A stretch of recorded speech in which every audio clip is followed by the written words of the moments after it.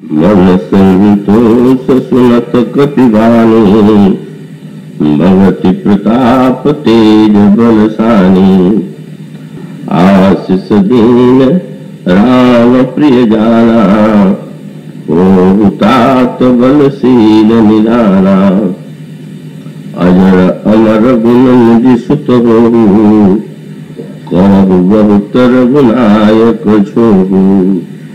कहु कृपा प्रभु अस सुनिखाना, निर्भर प्रेम मगन अनुराना। मारु मारु नाय सिपद सीसा, मोला बचन जोड़ी कर कीसा। अब कृत कृत्य भयो मैं माता, आशिख तव अमोघ विख्याता।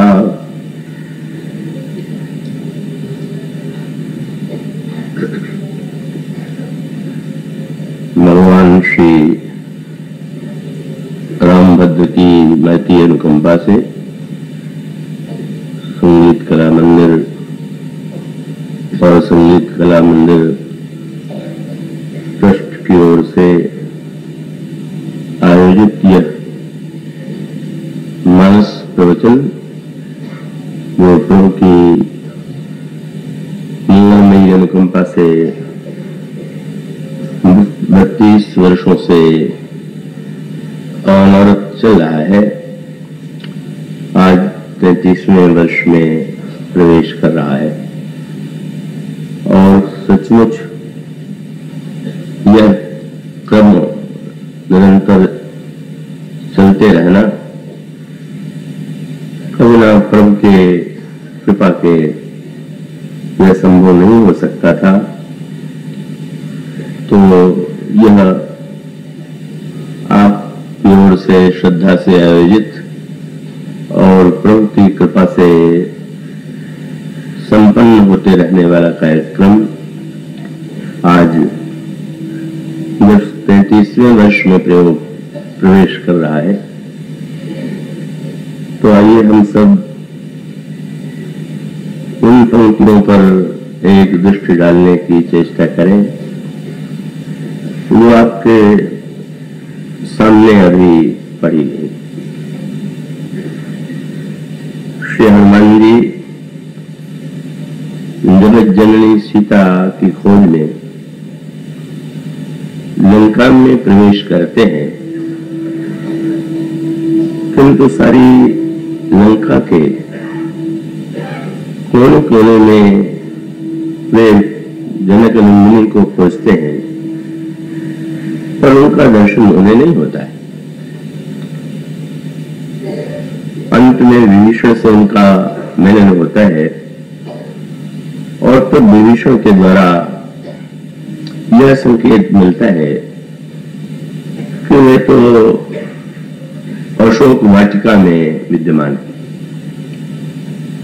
श्री हनुमान जी विभीषण की बताई गई युक्ति से वाटिका में प्रविष्ट होते हैं और वहां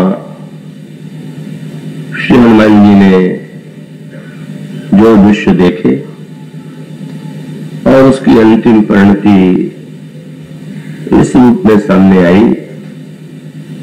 जब वे मां के समक्ष आए, उपस्थित हुए, मां से उनका बड़ा ही भाव भरा ज्ञान और भक्ति से ओतप्रोत का जो उनका संभाषण हुआ, उसके अंत में मां अत्यंत संतुष्ट और प्रसन्न हो जाती हैं और तब उन्होंने हनुमान जी पर आशीर्वादों की वर्षा कर दी। उन्होंने यही कहा कि पुत्र हनुमान, तुम में समस्त बल निवास करे, बल के साथ तुमने निरंतर शील बना रहे, तुम अजर हो जाओ, कभी वृद्ध न हो, तुम अमर हो जाओ, तुम्हारी कभी मृत्यु न हो। और मैं तो यही कहूंगी कि जितने गुण हैं वे सब के सब तुम में निवास करें, किंतु इतना आशीर्वाद सुन लेने पर भी श्री हनुमान जी की मुखाकृति में ऐसा कोई चिन्ह नहीं दिखाई पड़ा कि जिसको देख करके ये लगे कि जिसे दिया गया है वह पाकर के आनंदित है, संतुष्ट है और तब माने जो अंतिम आशीर्वाद दिया वह आशीर्वाद तो सचमुच अद्भुत था, अनोखा था। और उसे पाकर के तो श्री हनुमान जी को जिस दिव्य भाव की अनुभूति हुई वो उनके शब्दों के माध्यम से भी प्रकट हुई। उन्होंने जब मां के मुंह से यह सुना कि हनुमान मैं तुम्हें आशीर्वाद देती हूं कि प्रभु तुमसे छोड़ करें, तो बस इतना सुनते ही हनुमान जी ने जिस वाक्य का प्रयोग किया वही हमारे अध्यात्म और साधना का अंतिम शब्द है।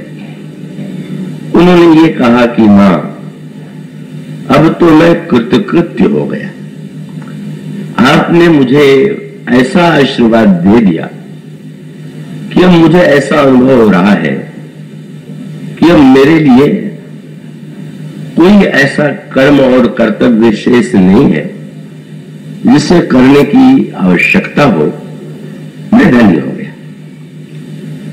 तो जिस कृतकृत्य शब्द का श्री हनुमान जी ने प्रयोग किया है, यह नीला सा शब्द इतने महत्वपूर्ण अर्थों की ओर इंगित करता है कि उसकी गहराई में प्रविष्ट होकर के जब विचार करें तो लगने लगता है कि श्री हनुमान जी ने जब इस शब्द का प्रयोग किया तो उनका तात्पर्य क्या था और क्या था। ये जो कृतकृत्य शब्द है उसके अर्थ से आप भली भांति परिचित हैं। कृत्य कर्म को कहते हैं और कृत माने जिसने कर लिया। तो वस्तुतः ये जो व्यक्ति का जीवन है उसमें कर्म की अनिवार्यता जो है वो पग पग पर परिलक्षित होती है। तो वस्तुतः यह अनुभव में भी आता है और शास्त्रों में भी यह कहा गया कि व्यक्ति के लिए तो कर्म जो है अनिवार्य है, अपरिहार्य है और कर्म के बिना तो कोई व्यक्ति एक क्षण भी नहीं रह सकता। किंतु जब कृतकृत्य शब्द का प्रयोग करते हैं तो उसका तात्पर्य क्या है? बस इसे यूं कहें, ये जो व्यक्ति के जीवन में कर्म की अनिवार्यता है, कर्म की जो बाध्यता है, उसके पीछे क्या उद्देश्य है, क्या कारण है। और तब यही कहा जा सकता है कि जब तक व्यक्ति का जीवन है तब तक उसके जीवन में का किसी न किसी प्रकार की कामना तो होगी, अभाव की अनुभूति होगी। मेरे पास ये वस्तु नहीं है, ये पदार्थ नहीं है और जब तक इसे मैं पा नहीं लूंगा तब तक मैं पूरी तरह सुखी नहीं हो सकता, तब तक हमें जीवन में समग्र आनंद की अनुभूति नहीं हो सकती है। यही जो वृत्ति है मनुष्य को कर्म की दिशा में प्रेरित करती है, निरंतर कर्म करने के लिए बाध्य करती है। किंतु प्रश्न तो यह है कि क्या कर्म ही जो है वो जीवन की चरम परिणति है क्या? हो सकती है क्या? अगर इस प्रश्न पर गहराई से विचार करके देखें तो रामचरितमानस में भी और हमारे जो साधना मूलक ग्रंथ हैं उनमें भी एक ऐसी स्थिति का वर्णन किया गया है कि जब व्यक्ति के जीवन में कोई कर्म शेष नहीं रह जाते। चाहे वो श्लोक में आपने सुना हो, तस्य कार्यम में विद्यते, भगवान श्री कृष्ण कहते हैं जो तत्वज्ञ है उसके लिए कोई कर्तव्य कर्म शेष नहीं रह जाता है। और रामचरितमानस में भी उसी को दोहराते हुए यह वाक्य कहा गया कि कर्म की होनी स्वरूप ही चीने। जिस व्यक्ति ने अपने स्वरूप को पहचान लिया है कहा उसके जीवन में कर्म की कोई अपेक्षा नहीं, उसके द्वारा कोई कर्म नहीं होता है। तो इसका अभिप्राय यही है कि मानो साधना की जो चरम परिणति है वो यही है कि व्यक्ति को ये प्रतीति होने लगे कि मेरे लिए कुछ करना शेष नहीं है। और जब यह अनुभूति व्यक्ति को होती है तो उसी को शास्त्रीय भाषा में कृत्य शब्द के द्वारा प्रकट किया जाता है। अगर वैसे भी हम और आप अपने जीवन पर दृष्टि डालें तो इस सत्य का अनुभव जो है वो हमें आपको जीवन में प्रतिदिन होता है। तो इसलिए इस संदर्भ में मैं यूं कहूं कि रामचरितमानस में गुरु महिमा का वर्णन किया गया है। तो गुरु महिमा को पढ़ने और सुनने के बाद भी कई लोगों के मन में ये प्रश्न आता है, कई लोगों को ऐसा लगता है कि हाँ सदगुरु की महिमा तो बहुत बड़ी है, पर ऐसे योग्य सदगुरु प्राप्त कहां होंगे। कई लोगों को तो यही लगा करता है कि आज तो कोई सदगुरु है ही नहीं। सत्य तो ये नहीं है, क्योंकि रामचरितमानस में तो यही दावा किया गया कि संत और सदगुरु जो है वो सब ही सुलभ, सब दिन सब देशा। संत जो है प्रत्येक व्यक्ति को और प्रत्येक देश में और प्रत्येक काल में सुलभ है। तो जब ये कहा गया तो इसका तात्पर्य स्पष्ट ही है कि जब ऐसा जो व्यक्ति कहते हैं शायद उनके अंतःकरण में सच्ची जिज्ञासा, सच्ची श्रद्धा नहीं होगी और इसीलिए उनको ऐसा भ्रम होता है। तो मुझे स्मरण आता है आप में से कुछ लोगों ने या बहुतों ने स्वामी शरणानंद जी महाराज को देखा होगा। प्रज्ञाचक्षु थे, बड़े ही विलक्षण उनके प्रवचन हुआ करते थे। प्रश्नोत्तर भी बहुत ही विलक्षण, जब वे हमसे कोई प्रश्न करता था तो एक गंदे से वाक्य में वो बहुत बड़ा उत्तर दे दिया करते थे। मुझे स्मरण है एक बार एक सज्जन से पूछा कि महाराज पहले जैसे महात्मा होते थे आजकल वैसे क्यों नहीं होते। अब ये प्रश्न तो शिष्टाचार के भी विरुद्ध था। वो एक सन्यासी थे, महात्मा थे, और उन्हीं से जब ये कहा जाए कि पहले जैसे महात्मा अब क्यों नहीं होते, तो इसी से लगता है कि प्रश्न पूछने वाले की मनस्तुति या उसको कितना, उसके द्वारा जो शब्द कहा गया वो कितना औचित्यपूर्ण था। पर वो बड़े विनोदी थे, प्रश्न सुन करके हंसे और हंस करके उन्होंने कहा भाई बात ये थी, जिन्होंने प्रश्न किया वो बहुत बड़े पदाधिकारी थे। उन्होंने कहा कि बात यह है कि पहले जो महात्मा होते थे तो तुम जैसे बड़े व्यक्तियों के घर से जो पूरी तरह से जीवन में भोगों से संतुष्ट थे वो आते थे, तो अच्छे महात्मा आपको मिल जाते थे। पर आप लोगों ने अपने घरों से तो महात्माओं का निकलना बंद कर दिया है, तो हम जैसे नालायक ही महात्मा आपके सामने आ जाते। तो वस्तुतः उनका तो ये नहीं था। उसका अर्थ ये है कि भाई आप सचमुच बड़े त्यागी महात्मा की खोज में हो तो अपने घरों में से भी तो अपने बच्चों को त्यागी बनने की प्रेरणा दे।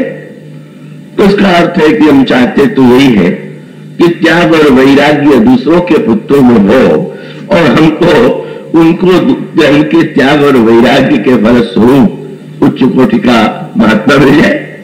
तो वो एक बात तो वो नहीं, अपने स्थान पर जैसे ढंग से प्रश्न किया गया उसका उत्तर था।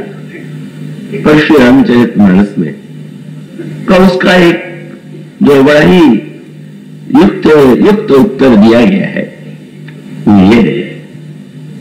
ये भी भले ही आपको सद्गुरु कहीं न दिखाई देते हो, न मिलते हो, पर एक सद्गुरु जो है वो तो निरंतर आपके साथ बना हुआ है। और यदि उस सद्गुरु से आप सीखना चाहे, प्रेरणा लेना चाहे, तो उस सद्गुरु के द्वारा, क्योंकि अगर अन्य सद्गुरु होंगे भी तो आप कभी कभी उनके निकट जा सकेंगे, पर जो सद्गुरु हमारे आपके साथ है तो वो तो प्रतिक्षण साथ है।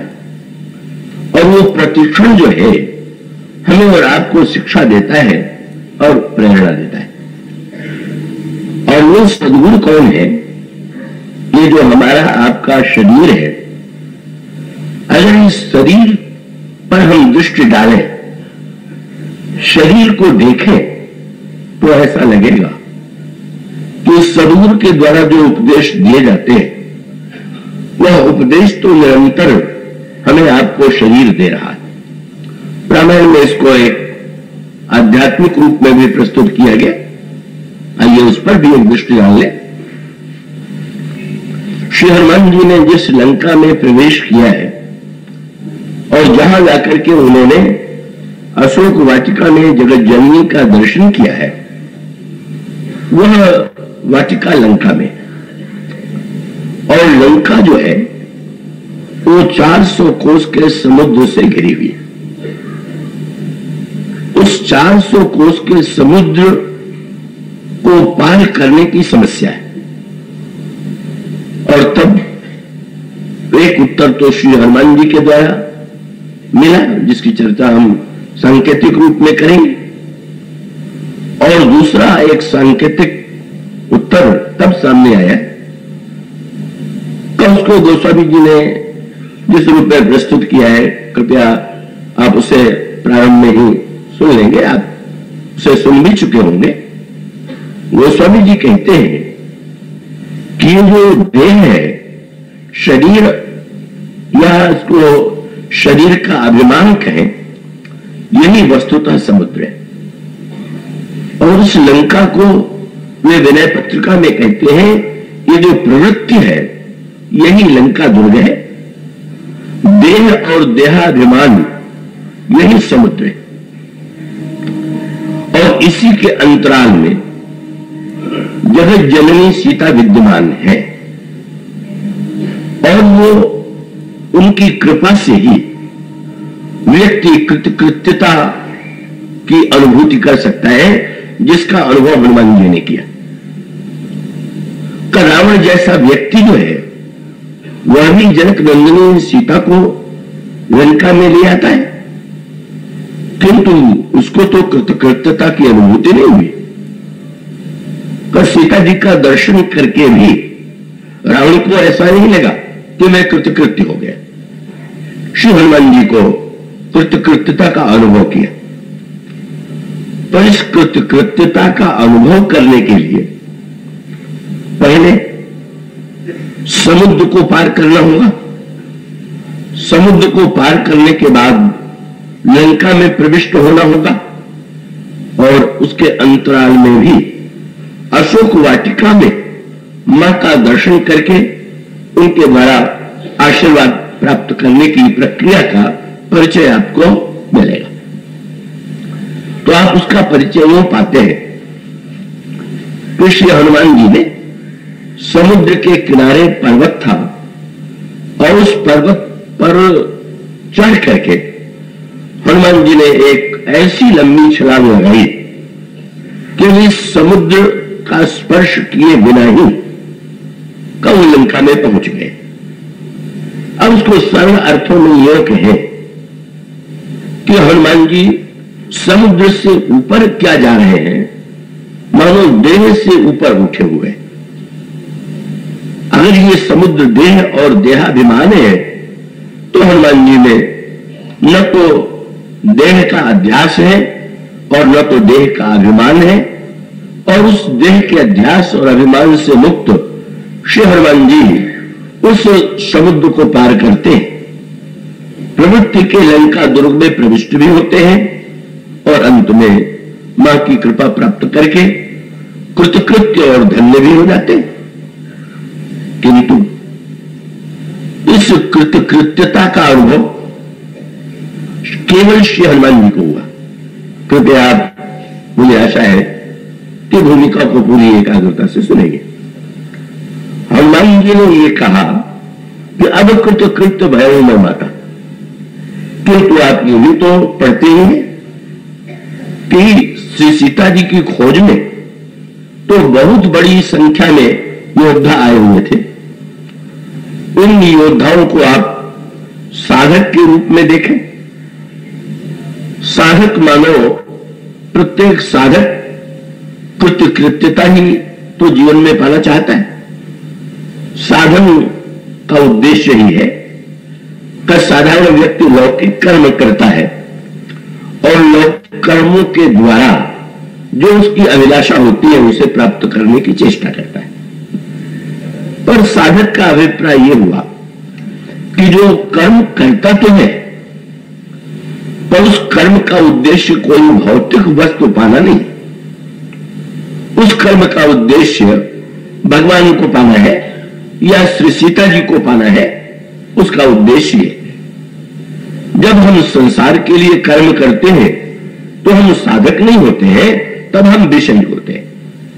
और जब हम भगवान और भक्ति की दिशा में, ज्ञान वैराग्य की दिशा के लिए कोई साधन करते हैं तो वो साधन भी कर्म ही होता है, किंतु उसे हम विषयी न कह करके साधक कहते हैं।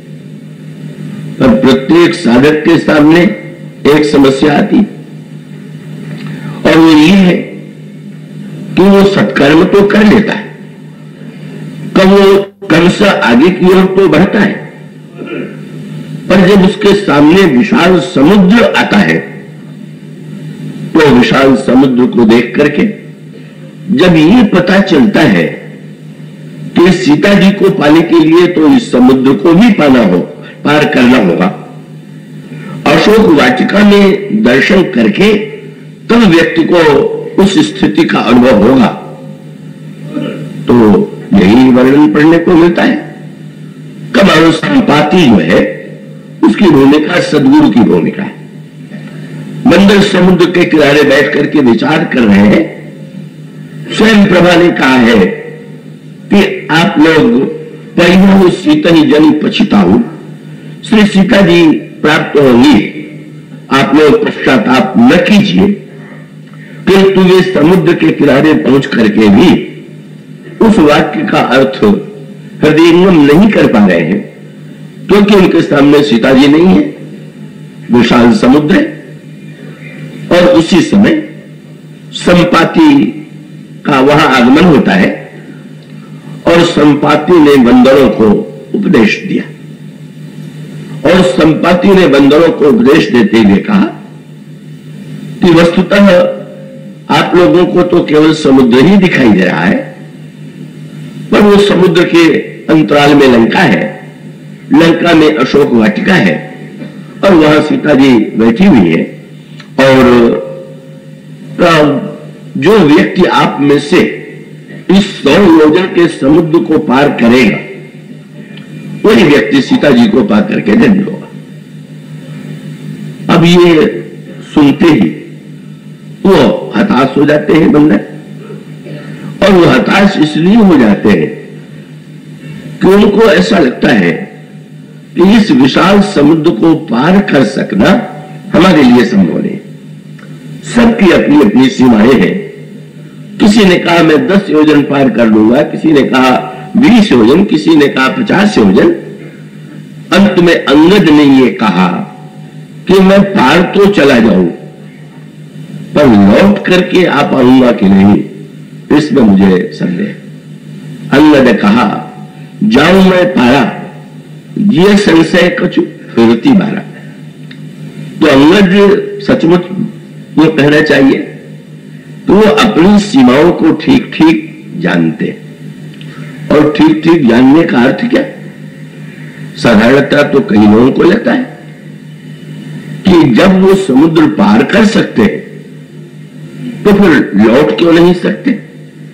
और मुझे अपने लड़कपन की कथाओं का स्मरण है, जब वक्ता लोग जब ये श्रोता प्रश्न करते थे तो अपनी बुद्धिमत्ता से समाधान देते हुए चौपाई का अर्थ बदल देते थे। वो कहते थे कि अंगद ने ये थोड़ी कहा कि मैं नहीं लौट पाऊंगा कि नहीं, संदेह है। अंगद ने तो ये कहा कि मैं पार तो जा ही सकता हूं, पर अगर आप लोगों को संशय हो तो ये संशय को जो फिर 3 बार मैं 3 बार आ जाकर के दिखला सकता हूं। तो श्रोताओं को लगता था कि हाँ सचमुच अंगद ने यही कहा होगा कि उनमें तो इतनी शक्ति थी कि वो 3 बार इधर उधर आ जा सकते थे।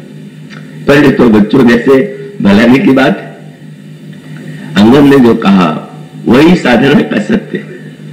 अंगद का तात्पर्य था कि समुद्र को ही पार करके थोड़ी चले आना, समुद्र को पार करने के बाद लंका में भी जाना होगा, और लंका में जाने के बाद उसका अर्थ यह है कि साधना के बाद यदि व्यक्ति शरीर से भी कुछ समय के लिए ऊपर उठ जाए, ऐसा तो हमारे आपके जीवन में भी अनेक बार होता है। क्या ऐसे अवसर नहीं आते हैं कि जब थोड़ी देर के लिए हम और आप शरीर को भूल जाते? अब वो जो बंदरों ने कहा वो बिल्कुल ठीक है। किसी ने कहा 10 योजन, किसी ने कहा 20 योजन, किसी ने कहा 30 योजन। तो यही हमारे आपके जीवन का सत्य है। किसी को शरीर घंटे भर के लिए भूल जाता है, उस 1 घंटे में उसको शरीर का भान नहीं रह जाता है। किसी को कई घंटे, कई लोग उससे भी आगे, पर सर्वदा व्यक्ति को शरीर का भान भूला रहे ऐसा तो नहीं दिखाई देता। तो हम कहां विचलित गए, ऐसी स्थिति कभी तो आ जाती है। भाव रस पे आप डूब गए, कहीं आप आनंद उमंग में का जिस समय आप तदाकार हो गए, उस समय आपको शरीर का भान नहीं रहा, लेकिन फिर तो शरीर का भान जो है का वो आता ही है। शरीर का जो कई हमारे अनेक महापुरुषों के चरणों में रहने का सौभाग्य मिला है, और उसमें कई महात्माओं का तो ये अनुभव स्पष्ट ही दिखाई पड़ा, और वो ये है श्री ब्रह्मलीन श्री बाबा जी महाराज का वो बार बार ये कहा करते थे कि युवावस्था में तो उस समय वो साधना की जो उमंग थी, उत्साह था, तो उस उमंग और उत्साह में मुझे शरीर का भान, उनके जीवन का जो वर्णन आता है तो उसमें भी ये बात आती है। कब वो बैठे हुए हैं तो 24 घंटे तक बैठे हुए हैं, न निद्रा, न उठना, न भूख, न प्यास। और वो बहुत बार उनके जीवन में बहुत लंबे लंबे समय तक की स्थिति रही, और वो साधकों को निरंतर सावधान करते थे। कब उन्होंने ये कहा कि ये आवश्यक नहीं है, तो शरीर पर जो अधिकार या शरीर की विस्मृति जो है वो सर्वदा बनी रहे, और वो समझाने के लिए अपना दृष्टांत दे देते थे। कब उस समय वो शरीर पर का जो उन्होंने नियंत्रण किया, तो बाद में ऐसी कई समस्या शरीर के साथ आ गई कि जिस पर नियंत्रण होना संभव नहीं दिखाई देता था। तो ये जो सत्य है वो अनुभूति स्तर का सत्य है कि आपकी अपनी अपनी सीमाएं हैं। कोई व्यक्ति भक्ति भाव में घंटे 2 घंटे के लिए शरीर के भान को भूल जाता है। कोई तपस्वी तपस्या के संदर्भ में बहुत वर्षों तक शरीर की स्थिति से ऊपर उठ जाता है, किंतु वो स्थिति जो है वो सर्वदा नहीं रहती। कोई व्यक्ति सैकड़ों वर्ष तक, पहले हजारों वर्ष तक लोग तपस्या करते थे, कोई 50, 20, 30, 40, 50 वर्ष तपस्या कर ले, पर देखा ही जाता है कि बड़े बड़े त्यागी और तपस्वी भी जब बाहर निकल करके प्रवृत्ति में प्रवेश करते हैं तो प्रवृत्ति से छूटना इनके लिए भी असंभव हो जाता है, कठिन हो जाता है। सचमुच अनेक अनेक ऐसे बड़े व्यक्तियों का दृष्टांत आपको मिलेगा कि वो एक बार कितनी ऊंची स्थिति में रहे, किंतु जब उन्होंने प्रवृत्ति को स्वीकार कर लिया, जीवन में प्रवृत्ति में उन्होंने प्रवेश पा लिया, तो ऐसे फंस गए कि वो प्रवृत्ति से निकलने का कोई मार्ग उनके जीवन में नहीं दिखाई देता। अंगद का तात्पर्य क्या? अंगद क्या जानते थे जो बेचारा महाभारत का अभिमन्यु नहीं जानता था। अभिमन्यु और अंगद ये दोनों आकारों में अंतर यही है कि एक को ये पता था कि लंका में चला तो जाऊं पर लौट पाऊंगा कि नहीं। अंगद का तात्पर्य यह था कि हाँ, मैं 100 योजन के समुद्र को पार तो कर लूंगा, पर पार करने के बाद तो फिर लंका में जाना है और प्रवृत्ति में जाके मैं नहीं फंसूंगा और लौट ही आऊंगा, ये दावा मैं नहीं कर सकता। अभिमन्यु का दुर्भाग्य यही था कि उसको कहो भान तो था, लेकिन भ्रम में पड़ गया। अभिमन्यु की कथा से आप परिचित हैं। जब द्रोणाचार्य जी ने चक्रव्यूह की रचना किया और उस समय का वहां अर्जुन और भगवान कृष्ण दोनों नहीं थे, उन्हें चतुराई और खडयंत्र से दूर का क्षेत्र में युद्ध के लिए भेज जाना पड़ा था। और जब पांडवों की सेना में यह समाचार पहुंचा कि द्रोणाचार्य जी ने तो चक्रव्यूह की रचना की है, तो अब उस व्यूह की रचना तो कोई जानने वाला था ही नहीं। या तो श्री कृष्ण जानते हैं या अर्जुन जानते हैं। अभिमन्यु ने जो बात कही वो ये थी कि वो उस चक्रव्यूह में बैठना तो मैं जानता हूं, पर निकलना मैं नहीं जानता। और उसका भी सांकेतिक अर्थ यही है। ये चक्रव्यूह क्या है?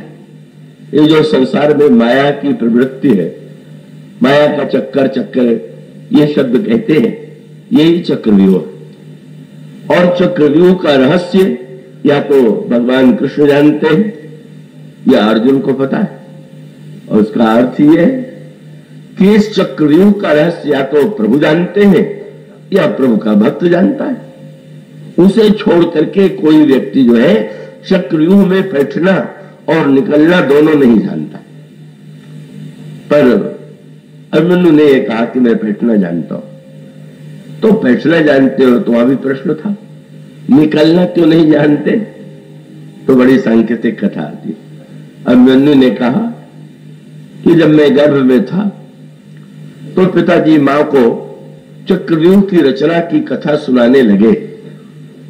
तो जब प्रविष्ट होने की कथा वे सुना रहे थे, तब तक तो मां जग रही थी और आगे की कथा में मां सो गई।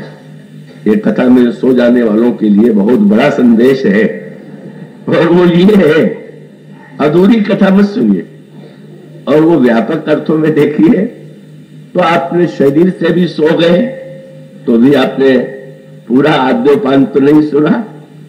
और अगर बहुत लंबे सोने का अभ्यास हो, जिसको गोस्वामी जी ने कहा जाते ही नींद जुड़ाई होई, जड़ता जाड़ दिशमुर लगा, और कोई व्यक्ति अधूरी बात सुने, कई लोग जगते भी रहते हैं तो पूरी कथा नहीं सुनते, आधी कथा सुनते हैं। और आधी कथा माने अपने को जो अच्छा लगता है, जो हमारी वृत्तियों का समर्थन करता है, उतना तो हम सुन लेते हैं, और बाकी हम वो चाहे वो बौद्धिक निद्रा हो और चाहे शरीर की निद्रा हो, से वंचित रह जाते हैं। और उस समय युधिष्ठिर और भीम तो उत्साह में, तुम चिंता मत करो, जब तुम एक बार बैठ जाओगे तो तुम्हारे पीछे पीछे हम भी चलेंगे और चल करके तुम्हें निकाल करके ले आवेंगे। भीम ने कहा वो गदा से तोड़ करके, और वो युधिष्ठिर ने भी, और हम सब लोग तो है ही है। अर्जुन नहीं है तो क्या हुआ, किंतु चक्रव्यूह जो है उसमें तो व्यक्ति अकेला पड़ जाता है, घिर जाता है। भले ही साथ में कोई व्यक्ति आश्वासन दे, किंतु उस प्रवृत्ति में, उस चक्रव्यूह में प्रवेश पाने के बाद कब वो प्रविष्ट हो गया, लगा कि वो एक को दूसरे को हराता हुआ चला जा रहा, लेकिन जब एक बार उस चक्रव्यूह में बैठ गया तो देखा बिल्कुल अकेला है, कोई साथ में नहीं। और तब सारे योद्धाओं ने मिलकर के एक साथ प्रहार किया। और यही जीवन का सत्य है। एक बार प्रवृत्ति के दुर्ग में, प्रवृत्ति के व्यूह में जब व्यक्ति बैठ जाता है तो उस समय वो सारी दुर्वृत्तियां, सारे दुर्गुण मिल करके उस पर आक्रमण करते हैं। और वो व्यक्ति, उस रहस्य का उसको ज्ञान है ही नहीं कि उनको परास्त करके फिर से कैसे निकला जाता है और अभिमन्यु मारा जाता है। वो महाभारत का सत्य है। पर रामायण के सत्य में अंतर यही है। अभी एक स्थान में मैं गया था तो किसी पत्रकार ने मुझसे पूछ दिया, महाभारत और रामायण में आपकी दृष्टि में क्या अंतर है? तो मैंने यही कहा कि अंतर यही है, महाभारत का अर्थ है जैसा होता है और रामायण का अर्थ है जैसा होना चाहिए। बस ये दोनों के शब्दों में। महाभारत में पग पग पर वही मिलेगा आपको जैसा हमारे आपके जीवन में हुआ करता है, और रामायण में पग पग पर यह बचाने की चेष्टा की गई कि होता तो ऐसा है, पर यदि आप चाहे तो उसको परिवर्तित कर सकते हैं, ऐसा होना चाहिए। इसलिए कभी कभी गोस्वामी जी को बड़ी निराशा होती थी और उन्होंने दोहावली रामायण में एक दोहा कहा, क्या बताऊं, मैं तो चाहता हूं कि रामायण का प्रचार हो, पर लोगों को तो महाभारत ही अधिक पसंद आ रही। किसी ने कहा आपको कोई ईर्ष्या हो गई है क्या? महाभारत तो महानतम ग्रंथों में से अद्वितीय ग्रंथ है। तो उन्होंने कहा भाई, वो महाभारत में जो तत्व ज्ञान है उसको लेने वाले तो कर ले, पर वो जो लेते हैं वो तो वही पक्ष है कि उनको लगता है कि हाँ महाभारत में ऐसा लिखा हुआ है तो बिल्कुल ठीक है, ऐसा है तो ऐसी स्थिति है तो हमें, उन्होंने ऐसा किया तो हमें ऐसा करना चाहिए।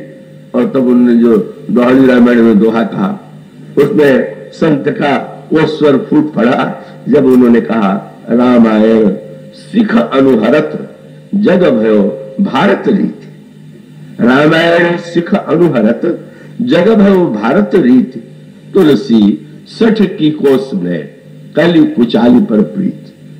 मुझ जैसे दुष्ट की कौन सुने भाई? हम कहते तो सब कुछ ठीक है, लेकिन जब बड़ों बड़ों की बात लोगों ने नहीं सुनी तो मुझ दुष्ट का कौन सुनेगा? उनकी तो कुचाल पर ही प्रीति है। तो इसका अभिप्राय यह है कि महाभारत में तो ऐसा जीवन का चित्र है कि सचमुच उन परिस्थितियों में जैसे अभिमन्यु का व्यवहार है, युधिष्ठिर का, भीम का, बुरे पात्रों का जैसा व्यवहार है वो तो समाज में और हमारे आपके जीवन में दिखाई ही देता है। पर अच्छे कहे जाने वाले पात्रों की भी जो दुर्बलता है वो सामने आ जाती है। तो रामायण का, महाभारत के अभिमन्यु ने जो भूल की तो नहीं लौट पाए, पर रामायण में जो अंगद हैं उनकी ये विशेषता है कि वो ये जानते हैं अपनी सीमा, और उस सीमा को जान करके उन्होंने स्पष्ट कह दिया। मैं ये तो कह सकता हूं कि मैं पार हो जाऊंगा, पर लौट करके आने का दावा मैं नहीं कर सकता। और इसका अर्थ है वो, उनका अभिप्राय यह था कि देह के से मैं कुछ समय के लिए भले ही ऊपर उठ जाऊं, पर बाद में प्रवृत्तियां हमें अपनी ओर आकृष्ट नहीं कर लेंगी, बाध नहीं लेंगी। लंका का ऐश्वर्य, लंका का सौंदर्य हमें बंदी नहीं बना लेगा। यही प्रवृत्ति के दो आकर्षण है। मैं ऐसा दावा नहीं करता। और उसका परिणाम हुआ कि उस स्थिति से वे बच गए, नहीं गए। श्री हनुमान जी हैं, वे जाते हैं और जाने के लिए जैसा होना चाहिए, वो सचमुच वो शरीर से ऊपर उठे हुए हैं। और शरीर से ऊपर उठे उठे ही, और इतने ऊपर उठने वाले के सामने जब इतने विघ्न आए तो बेचारे जो उस स्थिति में, वो तो एक भी स्थिति जो हनुमान जी के सामने आई उसमें तो कोई हजारवां भाग भी हमारे आपके सामने आवे तो उसे पार नहीं कर सकते।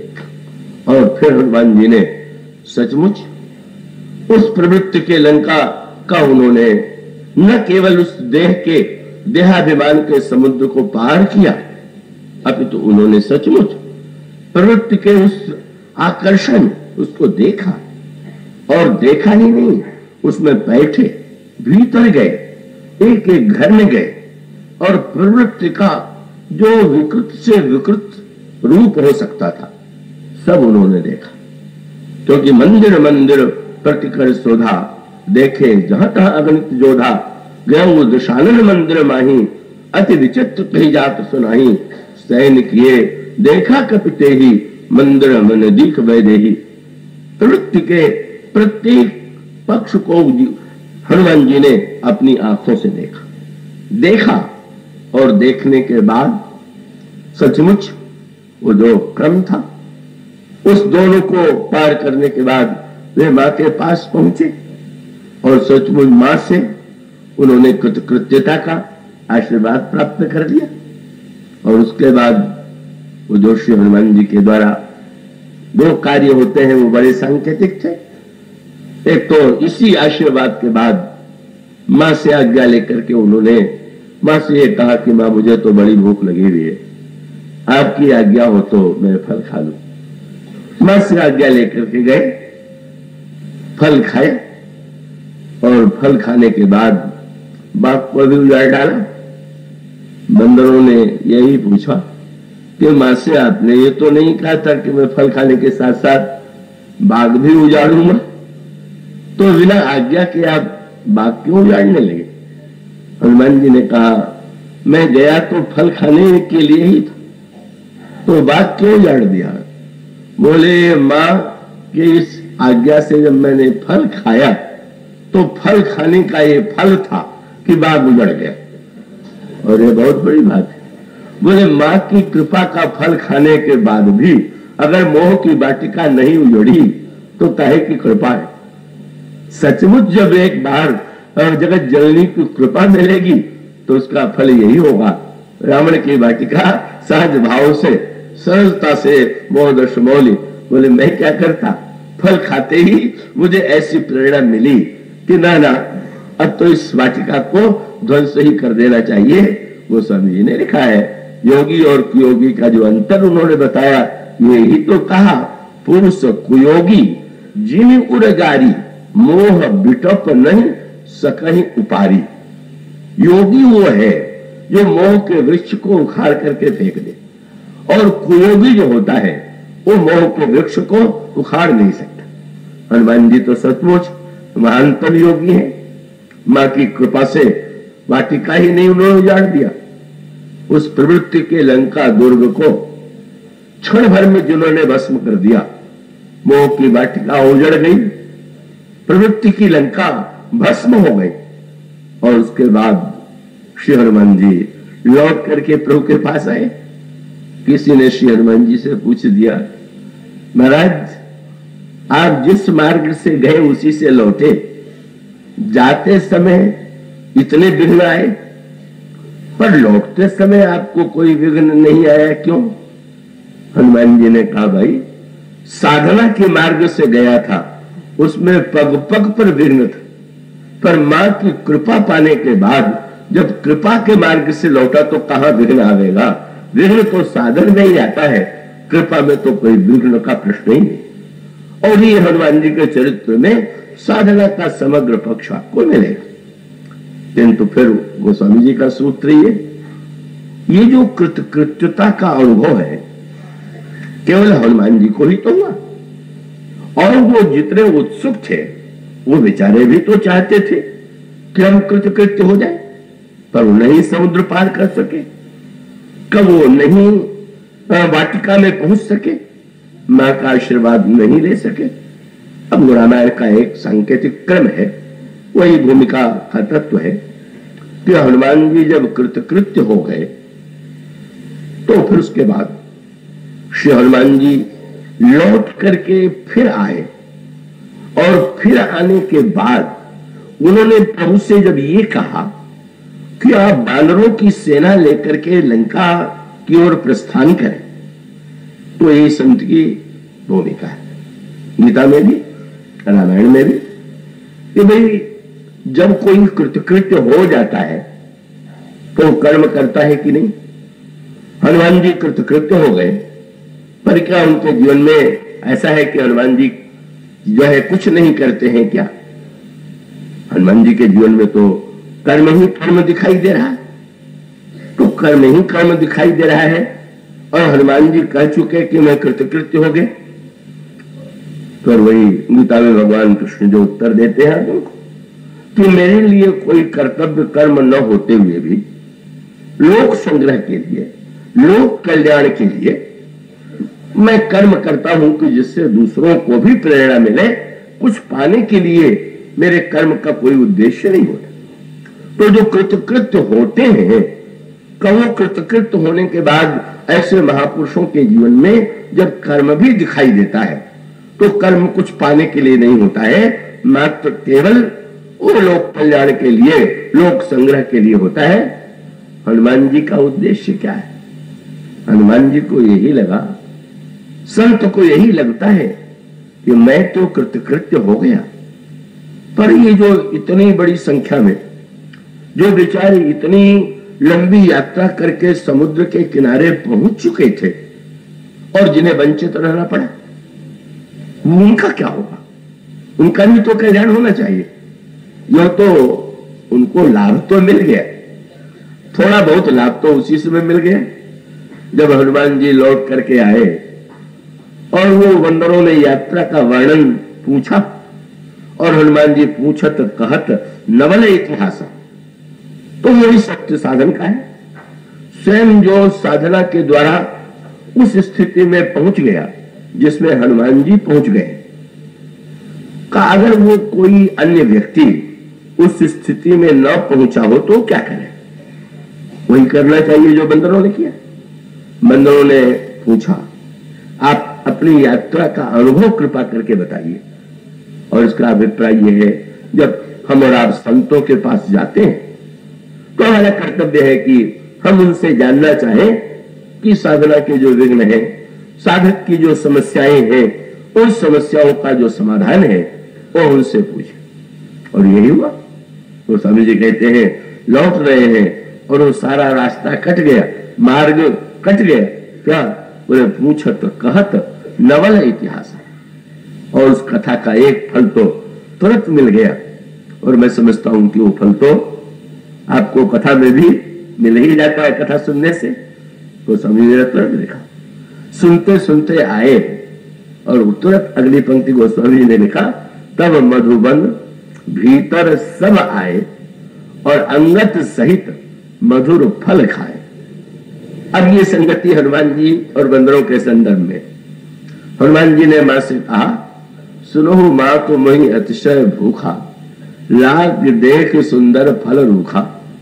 तो ये लंका की वाटिका के फल बड़े मधुर लगते हैं, अगर आपकी आज्ञा हो तो मैं इन्हें खा लूं।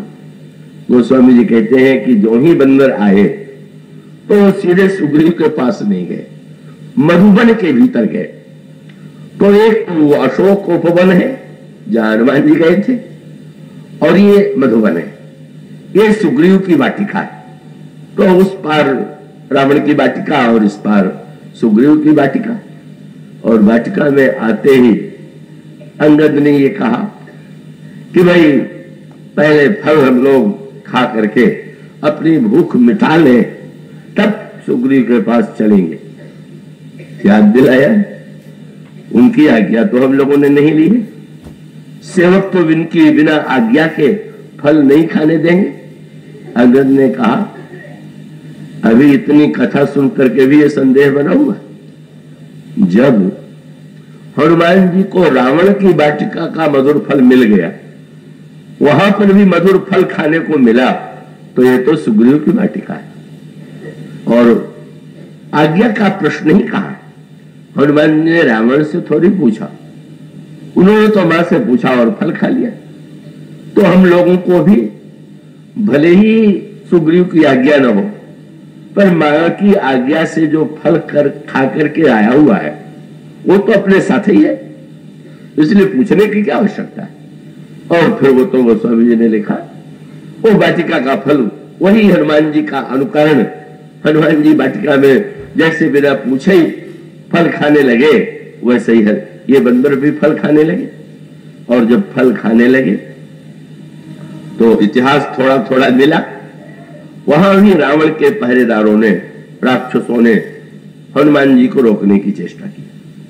और यहां पर भी सुग्रीव के द्वारा जो नियुक्त प्रहरी थे, उनको ये बड़ा बुरा लगा कि बिना आज्ञा लिए हुए ही इस तरह से ये फल खाए जा रहे हैं। और तब उन्होंने रोकने की चेष्टा किया। अंगद ने कहा, फिर इतिहास का लाभ लो, जिन्होंने रोका था हनुमान जी ने क्या किया था। कब उन्होंने तो मार ही डाला था, इनको मारना नहीं है, थोड़ा सबक तो इनको भी। लिखा हुआ है कि जब रखवारे जब बर्जन लागे, मुष्टि प्रहार हनत सब भागे। इसका सांकेतिक अभिप्राय ये है, हनुमान जी दुर्गुणों की वाटिका में थे, इसलिए वहां पर दुर्गुणों का वध करना हो। और ये सद्गुणों की वाटिका थी, इसलिए सद्गुणों को मिटाने की आवश्यकता तो नहीं है, पर इनका भी अभिमान मिटाने के लिए थोड़ा मुक्का तो लगनी चाहिए। ये बिना मुक्का लगे अपने आप में जो अभिमान है कि हम तो वाटिका के रक्षक हैं, तो ये नहीं दूर होता।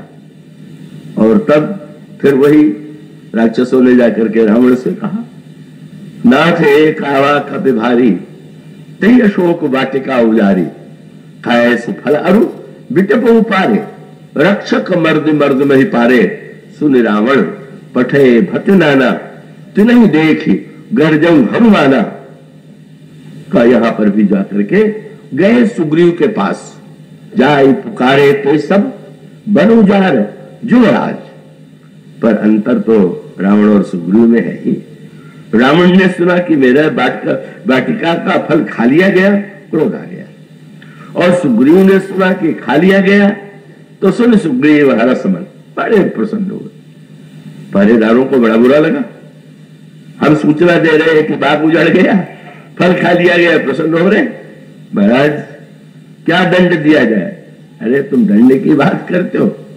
तुरंत उन्होंने कहा, सुन सुग्रीव हरस मन, करी आए प्रभु काज, जौन होत सीता सोधी पाई, तो मधुबन के फल सकही के खाई। अरे निश्चित रूप से वो माँ के पास, जगत जननी के पास से लौटे हुए हैं, तभी तो इतना साहस कर सकते थे। लाओ लाओ, सम्मान पूर्वक लाओ, आदर पूर्वक लाओ, तो कथा का तो मधुर फल मिलते ही है। अब वो हनुमान जी जैसा कोई हो तो सर्वत्र उस मधुर फल वो ले सकता है, पर वो सबके बस में नहीं है। पर वो कथा सुन करके, सत्संग करके उस फल का आस्वादन तो उन्हें भी मिल गया। सुग्रीव ने सम्मान किया, प्रशंसा की, पर हनुमान जी को अभी चिंता है। प्रभु से उन्होंने तुरंत कहा कि महाराज अब आप विलंबन मत कीजिए, और वो जितने हैं सब लेकर के, सुग्रीव को और बंदरों को लेकर के आप कृपा करके लंका पर अभियान करें। सीता कहत विपति विशाला, बिनहि कहे भल दीन दयाला, निमिष निमिष करुणा निधि, जाहि कलप समभीति। श्री सीता जी इतने कष्ट में कि एक एक निमेष कल्प की तरह बीत रहा है। लेकिन अगला वाक्य बड़ा विचित्र है। अगर एक निमेष कल्प की तरह बीत रहा है और हनुमान जी जानते हैं कि प्रभु सर्वशक्तिमान है और वो अपने बाण के द्वारा सारे राक्षसों का वध कर सकते हैं, बाण के ही द्वारा वो श्री सीता जी को लौटा सकते हैं, इनके लिए तो कोई असंभव नहीं। श्री भरत जी हनुमान जी को पर्वत सहित बाण पर उठाने में सक्षम है। पर हनुमान जी ने जब ये कह दिया कि एक एक क्षण निमेष निमेष की तरह बीत रहा है, तो ऐसा लगा कि प्रभु का कहीं ऐश्वर्य उसका ही प्रयोग न हो जाए। तो कहते क्या है, बोले निमिष निमिष करुणानिधि जान कल्प समय बीत बेगी चलिए। आप चलिए, सेना लेकर के चलिए और भुजबल खल दल जीत। तब सुने सीता दुख प्रभु सुख ऐना भरी आए जल राजीव नैना। और प्रभु ने सुग्रीव की ओर देखा और कहा, अब विलंब कर कारण कहा। क्या अभिप्राय? हनुमान जी का तात्पर्य यह था कि वस्तुतः सीता जी को पाना आपका लक्ष्य तो हो ही नहीं सकता। और उसका अभिप्राय यह है कि आपके लिए तो तात्विक दृष्टि से वो आपसे कभी अलग हो ही नहीं सकती, और सर्वशक्तिमान के रूप में भी आप क्षण भर में व्यवहार में उन्हें पा सकते हैं। लेकिन प्रभु ये जो साधन पथ पर चलने वाले जो निराश होकर के लौट आए थे, जब वो आप उनको साथ लेकर के चलेंगे तो उसका परिणाम ये होगा कि उस पथ पर आपके साथ साथ ये लोग भी चलना सीखेंगे। और आपने जो मानव अवतार ग्रहण किया है मनुष्य के साधना के पथ को प्रशस्त करने के लिए, वो सार्थक होगा। और तब प्रभु सेना लेकर के जब समुद्र के किनारे तक यात्रा करते तो मानो वो प्रभु साक्षात साधक का जो का पथ है उसको स्वीकार कर लेते। और फिर समुद्र के किनारे जब पहुंच जाते, समस्या हुई समुद्र कैसे पार किया जाए, समुद्र पार करना। और वो तब उसमें एक ही संकेत है, समुद्र है देह, देहाभिमान। हनुमान जी उससे ऊपर उठे हुए, पर ये बंदर तो सभी तो ऊपर उठे हुए नहीं, ये कैसे पार हो? और तब प्रभु ने अपने निकटस्थ जो भक्त है उनसे पूछा कि क्या करें, इस समुद्र को कैसे पार किया जाए। और तब दो उत्तर मिले, और यही दो पक्ष है, निवृत्ति का पक्ष और प्रवृत्ति का पक्ष। विभीषण भगवान से कहने लगे, प्रभु समुद्र आपका कुल गुरु है, और जैसे समस्या आने पर गुरु से हम समस्या का समाधान पूछते, कैसी प्रकार से समुद्र को गुरु मान करके आप अनशन करें, प्रार्थना करें और समुद्र के द्वारा जो निर्देश दिया जाए उसका पालन करें। तो एक सूत्र दिया विभीषण ने, ये कहा कि ये गुरु है। और दूसरा जो वैराग्य के मूर्तिमान रूप है, परम वैराग्यमान श्री लक्ष्मण, प्रभु ने देखा कि देखें प्रभु की इस पर क्या प्रतिक्रिया होती है। और प्रभु ने अपने शील के अनुकूल ही कहा, सखा कही तुम नेको उपाय करिए दैव जो होए सहाय। मित्र तुमने उपाय तो बड़ा सुंदर बताया है, अगर दैव सहायक होगा तो सफलता मिलेगी। लक्ष्मण जी तो तेजस्विता और पुरुषार्थ के पुंज है। प्रभु ये दैव शब्द आपके श्री मुख से शोभा नहीं देता, ये तो आलसी निकम्मों के लिए छोड़ दीजिए।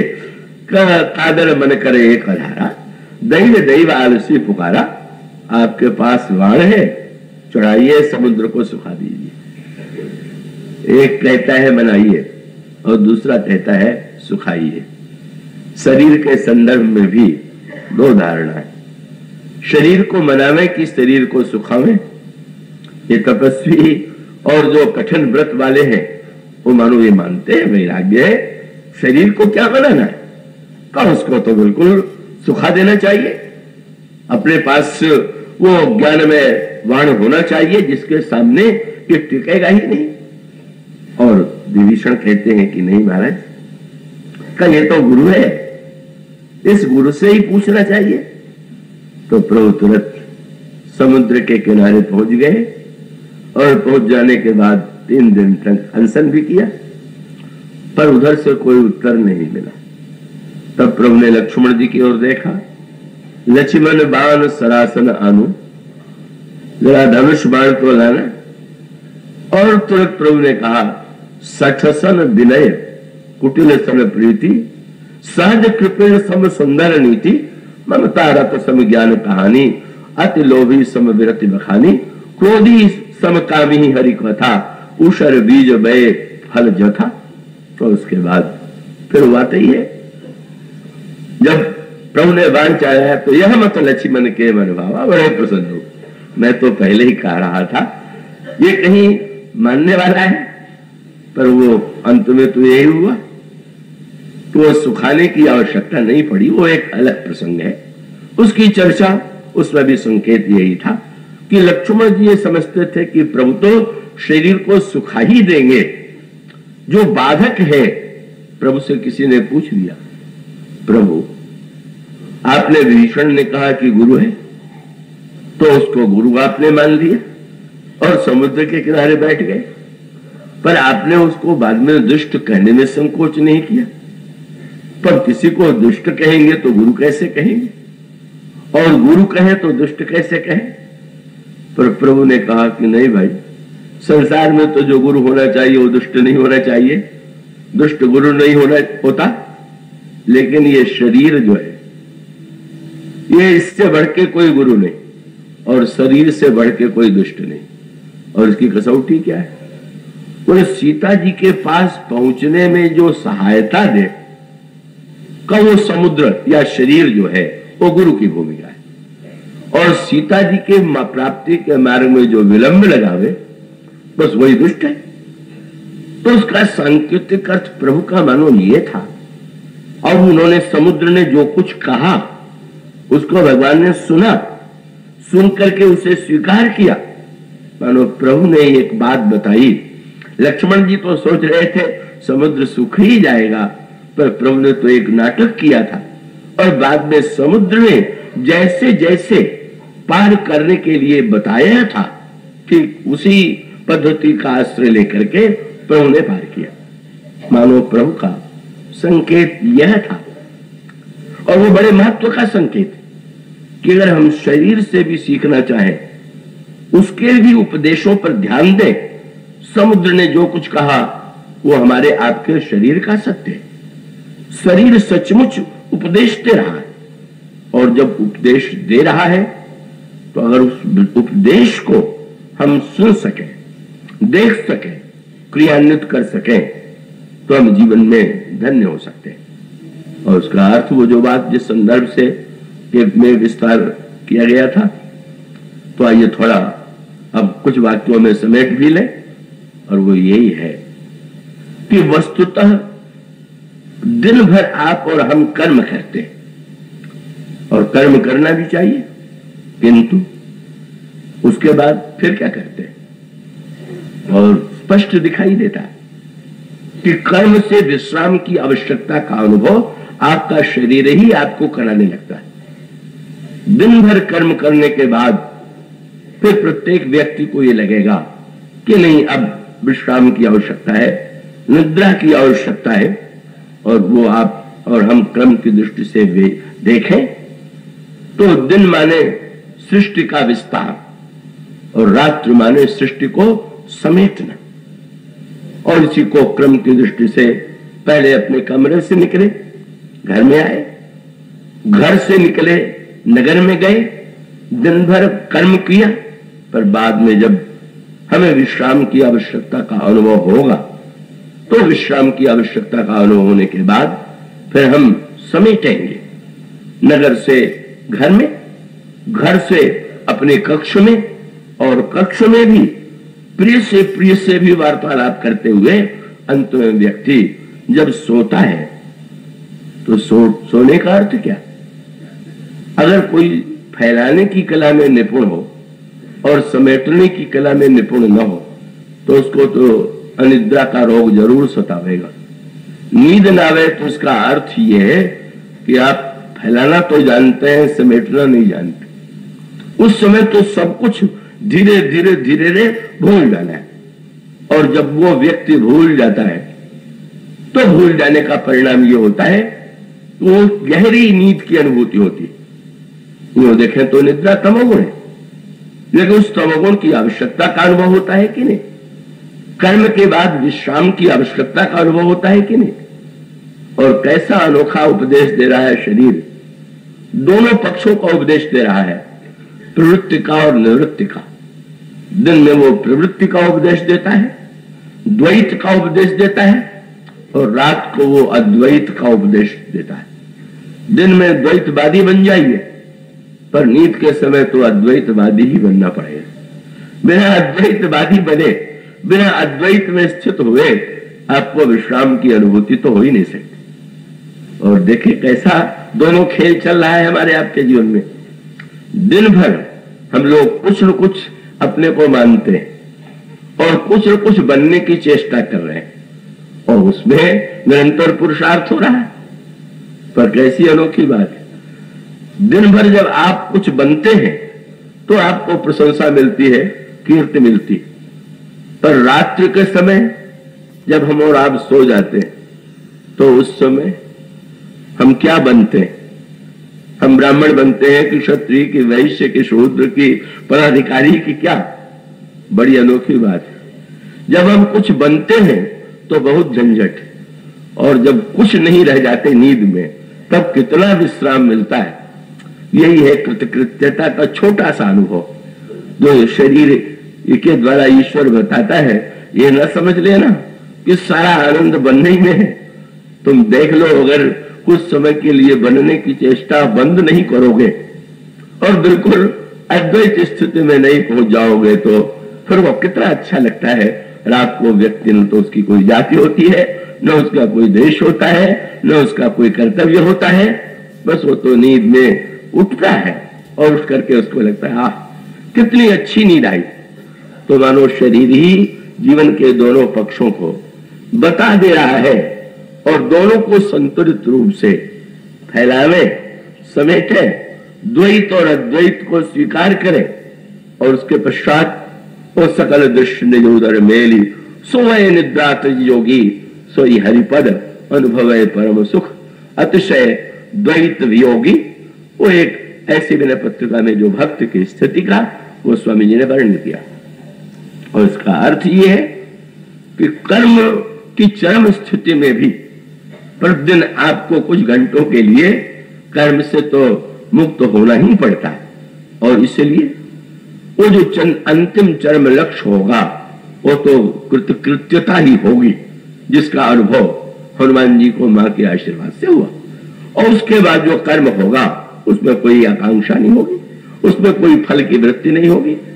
और जब आपने देखा ना, सारे बंदरों ने पार भी कर लिया, युद्ध भी हुआ, और अंत में जब प्रभु और श्री सीता जी दोनों विराजमान हुए और सारे बंदर प्रभु को घेरे हुए बैठे, तो गोस्वामी जी ने पंक्ति लिखी। उस समय एक वाक्य आया, हनुमान जी ने सुंदर कांड में कहा था, अब कृत कृत भयऊ में माता। और आज जब प्रभु सीता जी के साथ प्रभु लंका में विराजमान है तो एक ही वाक्य मिला, बोले कृत कृत्य प्रभो सब बान रहिए निरखंति तवानन सादर दे। आज प्रत्येक हनुमान जी ही नहीं, ये सारे के सारे बंदर कृतकृत्य हो गए।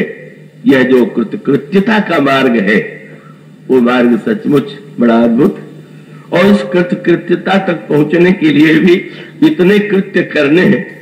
कृतकृत्य शब्द की मधुरता का अनुभव हनुमान जी को हो रहा है। तो यह हनुमान जी के चरित्र में एक जो साधना का अनुपम स्वरूप है, किस तरह से हनुमान जी महानतम उस साधना के पथ पर पहुंच करके मां के पास पहुंचते हैं, कृतकृत्यता का अनुभव करते हैं, और वो कृतकृत्यता अन्यों को भी प्राप्त हो जाती है। इस भूमिका के साथ आज के प्रसंग को मैं विराम देता हूं। आशा है आप लोग इतने देर तो जरूर ही शरीर को भूले रहे होंगे, तो अब उसके बाद की चर्चा हम कल करेंगे। आज इतना ही, बोलिए सिया बलराम।